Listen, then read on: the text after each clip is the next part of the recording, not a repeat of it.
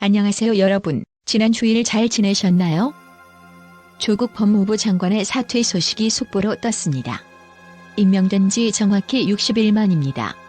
우리는 이 기간에 이 나라의 온갖 적폐란 적폐를 여실히 보게 되었으니 혹자는 이것이야말로 조국 효과라고도 하더군요. 저 역시 처음엔 대부분의 사람이 그러했듯 조국의 장관 임명에 거부감이 들었습니다.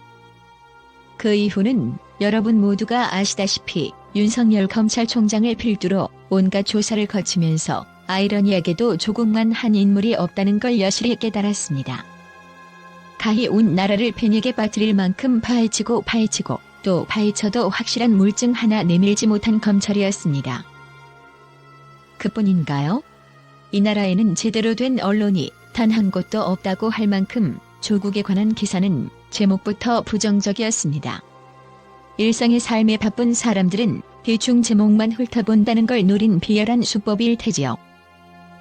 그렇게 알게 모르게 부정적인 인상은 꾸준히 심어졌고 이유도 모른 채 조국 퇴진을 외치는 이들도 상당수 있을 겁니다. 오늘 오전까지만 하더라도 뉴스1의 기사 타이틀은 총선 6개월 앞 지지율 0.9% 피차. 속 타는 민주당, 설레는 한국당이었습니다. 아마도 이런 식의 제목은 총선 날까지 계속될 것입니다. 그러다 어느 날엔 한국당이 오차 범위 내에서 앞선다는 보도가 스멀스멀 기어 나올 것입니다.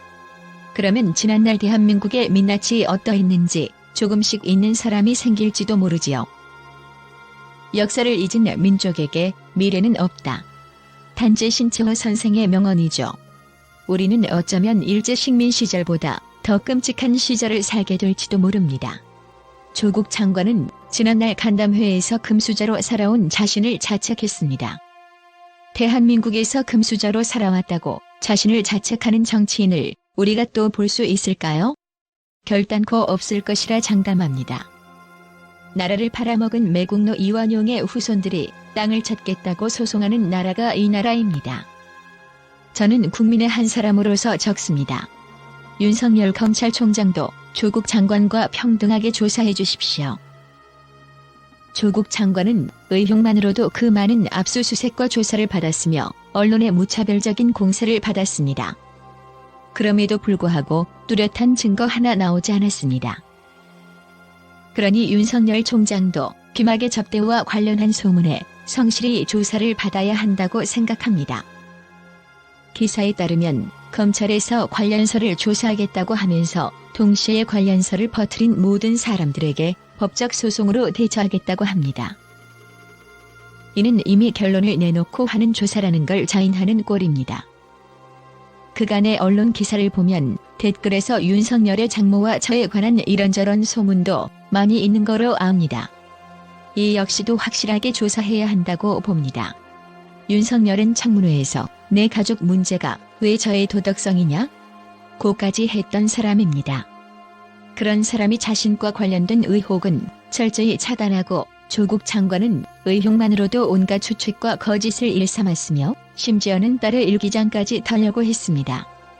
이 나라가 검찰의 나라인지 묻고 싶습니다. 윤석열 검찰총장에 대해 의혹을 제기하면 잡아가는 그런 나라인지 묻고 싶습니다. 정녕 이 나라의 주권은 국민에게 있기나 한지 묻고 싶습니다. 이 나라는 검찰공화국입니까? 민주공화국입니까? 법은 만인에게 평등하다고 합니다. 제가 살펴보니 이 나라의 검사는 검사정원법에 따라 2292명이라고 나왔습니다. 그 가족까지 포함하면 얼추 10,000명이 되려나요? 그래서 법은 10,000명에게 평등한 건가요? 국민의 한 사람으로서 다시 한번 요구합니다. 윤석열 검찰총장을 조국 수사하듯이 평등하게 조사해 주시고 언론 역시도 기레기 소리 듣기 싫으면 적어도 형평성 차원에서라도 똑같은 양으로 보도하시기 바랍니다.